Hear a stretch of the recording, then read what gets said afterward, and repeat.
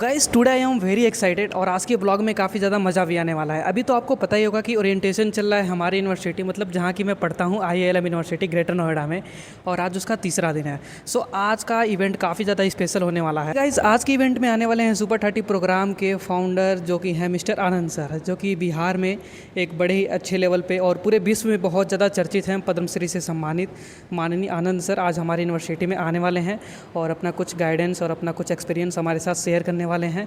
So blog पे बनी रहेगा, काफ़ी मज़ा आएगा। आज का ये ब्लॉग काफ़ी इंटरेस्टेड होने वाला है। सो मिलते हैं सीधा आनंद सर की स्टेज पे जाने के बाद आपसे। Do not forget to subscribe button and please watch last तक ज़रूर से देखिएगा। फाइनली गाइज हमारे बीच आनंद सर आ चुके हैं और ये देखिए आनंद सर स्टेज पे आ चुके हैं। अब जब पहली बार केवीसी में गए तो मेरा हालत था। अमिताभ बच्चन जी के ऑफिस से फोन आया कि भाई केवीसी में आना है। हमारा मेरा शरीर कांप गया कि मेरी बेइज्जती हो जाएगी। तो जीके जीएस का सवाल पूछेंगे, मैथ का आदमी जो इज्जत बनाए वो भी खत्म। नहीं आप आइए गए। अमिताभ बच्चन जी हॉट सीट पर बैठा दिए। मेरी हालत खराब, पसीने पानी पर पानी किए जा रहे हैं। अमिताभ बच्चन जी पूछे क्या आपको डर लग रहा है? कि जी सर बहुत ज़्यादा हम डर गए। तो क्यों? हम कि भाई देखिए ऐसा बात है। अरे कोई बात नहीं, आप तैयारी करके हमके सब रट लिए। बिहार में कितना जिला है क्या है सब रट लिए। आप देखिए भाई आप डरिए मत। क्वेश्चन आया 1 2 3 4 5वां क्वेश्चन तक दोस्तों सारा मेरा लाइफलाइन जितना भी हेल्पलाइन था सब खत्म। अब मेरी हालत खराब। अमिताभ बच्चन जी बोला एकदम मन बनाए रखिए हमके। ठीक है, सवाल आया। सवाल आने पर पूछे कि बताइए कौन आंसर है आपका? हम बोले सर बी। बी पक्का है आप? हमको लग रहा है। नहीं बताइए। हम ये सर तब डी। नहीं ठीक से सोचिए, अगर है तो मैं लॉक कर देता हूँ। हमको लगता है बेचारे मदद करें। हमके सर तो ए सही जवाब। ऐसे कर के मदद बेचारे 25 लाख रुपए इस्तेमाल किए। बहुत अच्छे आदमी है, बहुत अच्छे आदमी है दोस्तों।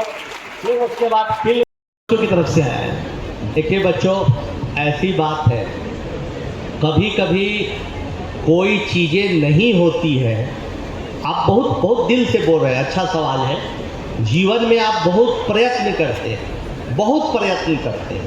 फिर भी कोई चीज़ नहीं मिलती है तो और कोशिश करते हैं, अपनी अंतिम ताकत लगाते हैं। एक मनुष्य जितनी कोशिशें कर सकते हैं उससे भी कोशिश करते हैं ज़्यादा, और नहीं मिलती है तो सोचिए कहीं ना कहीं बड़ी अच्छाई उसमें छिपी हुई है। आज हम कैम्ब्रिज जाते तो शायद कहीं प्रोफेसर बन जाते, किसी वाटरलू यूनिवर्सिटी में बन जाते, लीड्स में बन जाते, कोई विदेशी यूनिवर्सिटी में पढ़ाते रह जाते।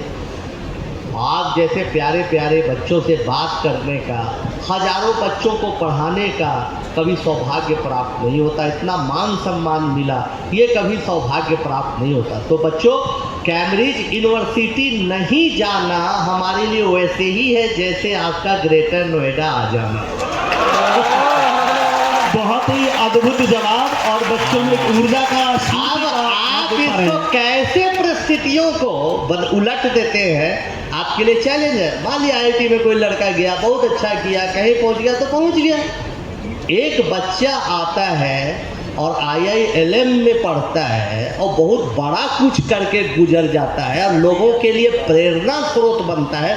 ये खबर है, और इस खबर को पढ़ने के लिए आज नौजवान सब इंतजार कर रहे हैं, इसलिए बहुत अच्छा है। जी सर, जैसा कि आपने कहा कि एक व्यक्ति के व्यक्तित्व में एक बहुत ज़रूर जो पर जा सकते हैं, इंजीनियर बन सकते हैं, तो सुपर 30 का आपका इससे क्या लगता है कि एक सफल इंजीनियर और एक सफल इंसान में क्या अंतर होना चाहिए? एक सफल इंजीनियर और एक सफल इंसान में क्या अंतर है? देखिए सफल इंजीनियर वही हो सकता है जो सफल इंसान होगा। जो हृदय से शून्य होगा वो कभी बड़ा नहीं बन सकता।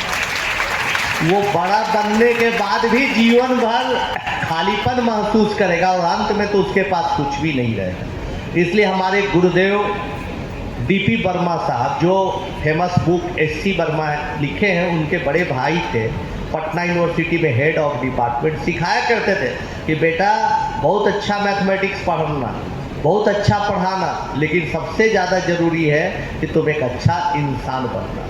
इसलिए सफल इंजीनियर बन जाना आसान है, सफल इंसान बनना, अच्छा व्यक्तित्व रखना ज़्यादा कठिन है, लेकिन ज़्यादा सुकून उसी में है। बहुत बहुत शान तरीके से आपने इस प्रश्न का जवाब दिया।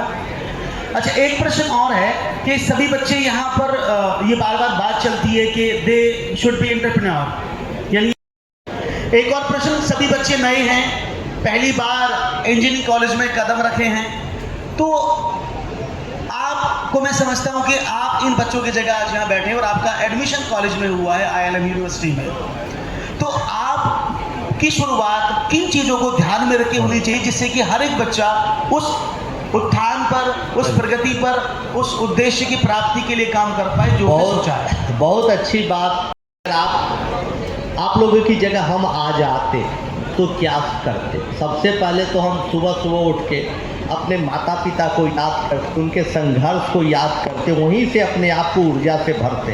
अब भरने के बाद सुबह सुबह कॉलेज के पहले जितनी पढ़ाई करनी है करते।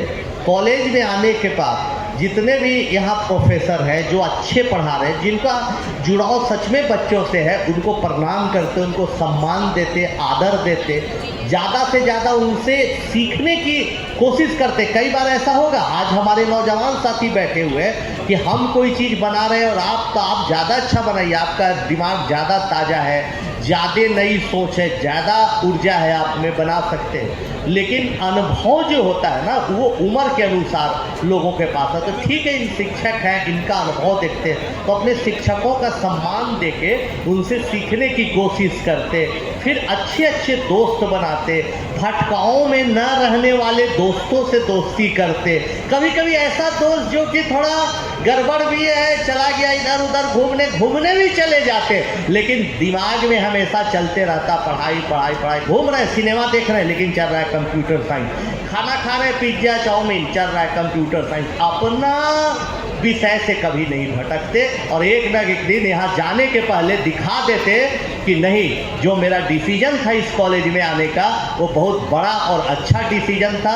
हम यहाँ रहते तो दिखा देते कि चाहे जगह कोई भी हो, अगर इंसान मेहनत करेगा तो कुछ ऐसा करके दिखाएगा, इतना बड़ा करके दिखाते, इतना बड़ा करके दिखाते कि आज से 4 साल बाद, 5 साल से बाद हम लोग अपने मोबाइल पर देखते हुए रहते, टेलीविज़न पर देखते हुए रहते, और एक लड़का कोई बहुत बड़ा इनोवेशन कर दिया होता, उसकी चर्चा देश में होती, और उसी समय वो बच्चा बोलता कि भाई, पहली बार जब पूछता कोई, कैसे पॉडकास्ट में पूछता, कोई इंटरव्यू लेने वाला पूछता कि पहली बार ये दिमाग में कैसे आया कि आप इतना बड़ा इनोवेशन कर सकते हैं, इतनी बड़ी चीज़ कर सकते हैं, तो हम बोलते कि पहला बार वैसी दिन आया जब आनंद सर आए थे पहला दिन, और बोले तो उसी दिन मैं ठान लिया कि मैं कुछ बड़ा करके दिखाऊंगा, यही काम हम करते। बहुत खूबसूरत। सोचिए उस दिन दोस्तों हमको कितनी खुशी होगी। परिस्थिति पर हमारा खुद का स्टार्टअप है, एक सुपर 30 इनिशिएटिव लगाया,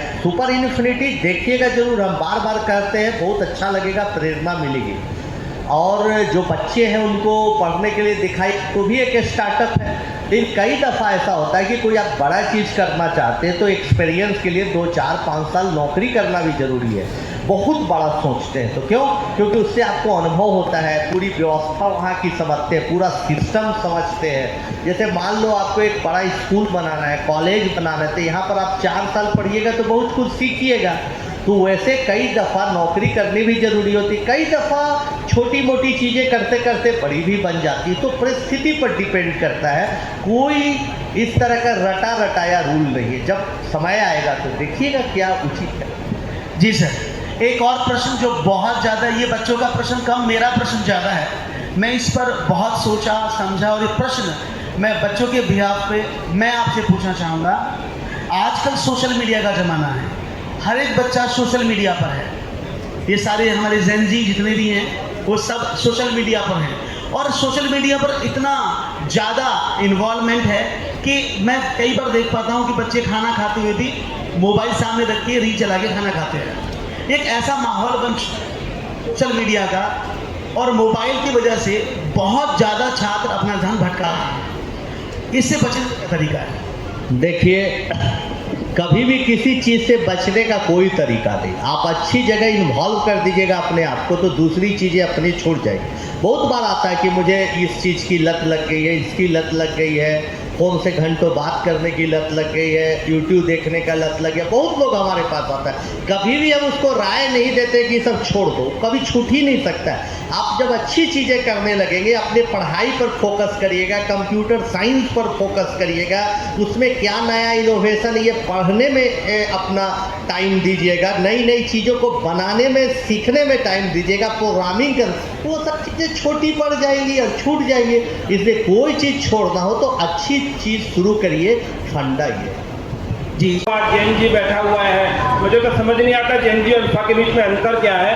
पर मैं आपसे आग्रह करूंगा, डिस्ट्रिक्ट शिक्षा मंत्री आप क्यों नहीं बन जाते, या कुछ ऐसा पर एक बार पूरा IIM विश्वविद्यालय सूचित करें कि हम आनंद जी जैसे व्यक्ति को इस देश के शिक्षा मंत्री के रूप में देखते हैं, और यदि आपको देश का शिक्षा मंत्री बना दिया जाए तो ऐसे कौन से 3 बड़े इनिशिएटिव्स होंगे, सबसे बड़े पहले 3 निर्णय वो कौन होंगे जो इस देश की शिक्षा व्यवस्था को बहुत अच्छी बात। शिक्षा मंत्री बना दिया जाए तो सबसे पहले ऐसी व्यवस्था करेंगे कि जैन जी हमारे खिलाफ आंदोलन न करें।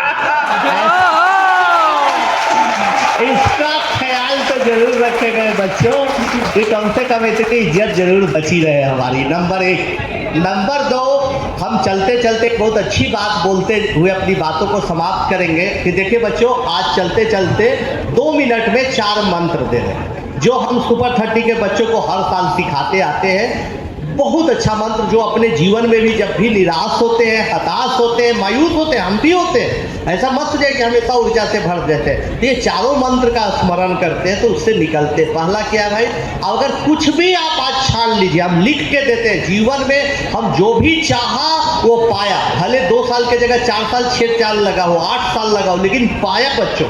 इसके लिए 4 चीज होना चाहिए। जो भी आपका लक्ष्य है उसके लिए आप में प्रबल प्रयास होनी चाहिए, एकदम भूख होनी चाहिए, बेचैनी होना चाहिए कि नहीं, हमको अचीव करना है तो करना है। इसके लिए दिन रात खाते पीते घूमते सोते जागते आपके दिमाग में चलना चाहिए, ऐसी भूख होनी चाहिए। दूसरी बात है पॉजिटिव थिंकिंग। पॉजिटिव थिंकिंग होना चाहिए। कभी भी आप सोच लेंगे कि नहीं गया, अब तो नहीं भी हो सकता है, क्या लगता है कि नहीं होगा, बस गए। इसलिए हमेशा पॉजिटिव थिंकिंग रखिए। बहुत बार मेरा बच्चा IIT नहीं कर पाता है, NIT भी नहीं कर पाता है, ऐसा भी बच्चा होता है। जब हम ऑब्जर्व करते हैं कि ऐसा क्यों हुआ तो उसमें निगेटिव भाव आ गया और हम नहीं हटा सके। तो निगेटिविटी तो नहीं आना है। आज जाइए और अपने डायरी में लिखिए कि हमको 4 साल बाद ये करना है। वो आप पॉजिटिव भाव से भरे रहिए। सफलताएं मिले ना मिले, आप पॉजिटिव भाव से भरे रहिए। तो पॉजिटिव थिंकिंग दूसरी चीज। पहली है ट्रेमेंडस थ्रस्ट होनी चाहिए, प्यास, पॉजिटिव थिंकिंग। तीसरी बात है अथक प्रयास, बिना थके बिना रुके हुए। एक इंसान की जितनी क्षमता होती है उससे भी ज्यादा मेहनत करने की कोशिश करिए। और हम भी आज करते हैं। आज के टाइम में भी 16 घंटा 18 घंटा, कभी 12 घंटा, कभी 10 घंटा भी, लेकिन जरूरत पड़ती है तो 18 घंटा तक मेहनत करते हैं। कैसा मेहनत करते हैं, बार बार बोल रहे हैं। सुपर इन्फिनिटी एक एपिसोड देखेगा आपको पता चल जाएगा कि कोई इंसान कितना मेहनत किया होगा। तो मेहनत करना ही है। इसलिए अथक। हमारे बच्चे सुपर 30 के इतनी पढ़ाई करते हैं, इतनी पढ़ाई पढ़ते हैं कि ईमानदारी से कई बार किताब छीननी पड़ती। जा भाई रेस्ट ले, थोड़ा घूम के आ जा। तो मेहनत का कोई सब्स्टिट्यूट नहीं। और चौथी बात, असीम धैर्य, ग्रेट पेशेंस। बच्चों आप में प्यास भी है, आप मेहनती भी हैं, आप पॉजिटिव भी हैं, लेकिन आप धैर्य खो देते हैं। एक दिन आज आप प्लान बनाते हैं, कल परसों तरसों तुरंत रिजल्ट खोते नहीं आता। फिर आप मेहनत करते हैं, फिर नई ताकत लगाते, फिर नए जोड़ते भरते, फिर आप हार जाते, फिर मेहनत करते, फिर मेहनत करते। ये चीजें होने के बावजूद बार बार हार मिलती है। फिर भी आपको पेशेंस बनाए रखना है। बहुत बार बच्चों को एक चैलेंजिंग प्रॉब्लम देते हैं, चैट GPT भी नहीं सॉल्व कर पाता ऐसा प्रॉब्लम, हमें जाओ सॉल्व करके आओ, आता है नहीं बना सकते। हमें 3-4 दिन बाद पूछते, अच्छा ये तो रूटीन प्रॉब्लम है, चैलेंजिंग प्रॉब्लम सॉल्व किया तो नहीं। अब सब कुछ अंधेरा दिख रहा है, कुछ नहीं दिख रहा है सर, कोई फार्मूला नहीं काम आ रहा है। भाई यही फार्मूला है, यही ट्रिग्नोमेट्री का प्रॉब्लम है, क्यों नहीं सॉल्व हो रहा है, मेहनत कर एक बार और। नहीं सर सब कुछ अंधेरा लग रहा है। हम बच्चों को बताते हैं, बच्चे याद रखिएगा, रात जितनी गहरी होती है, रात जितनी अंधेरी होती है, सवेरा तुम्हारे उतने करीब आता है दोस्तों। ये बात को याद रखिएगा। और उसके बाद 30 में से 10, 12, 8 बच्चा सॉल्व कर ही देता है दोस्तों। इसलिए ये चारों मंत्र को याद रखिए। 1 साल बाद फिर प्रोग्राम में नहीं, ऐसे ही घूमते टहलते कभी नोएडा आएंगे तो आपसे जरूर मिलने आएंगे। और देखिएगा आपके जीवन में पक्का क्रांतिकारी परिवर्तन आएगा और एक आप अलग इंसान बन के यहाँ पर तैयार रहिएगा। धन्यवाद। इस प्रोग्राम अब ख़त्म हो चुका है, अब लास्ट टाइम चल रहा है। देखिए फ़ोटो सेशन वगैरह स्टार्ट हो गया है और यहाँ पे सभी फ्रेशर आए हुए हैं। काफ़ी अच्छा लगा आज का प्रोग्राम गाइस, बहुत ज़्यादा अच्छा था, काफ़ी मोटिवेशन भी मिला। गाइस आई होप आपको आज का ब्लॉग पसंद आया होगा काफ़ी ज़्यादा। सो अगर चैनल पे नए हैं तो सब्सक्राइब कर लीजिए। Do not forget to like button also and share your friends. So thank you so much, मिलते हैं नेक्स्ट ब्लॉग के साथ में।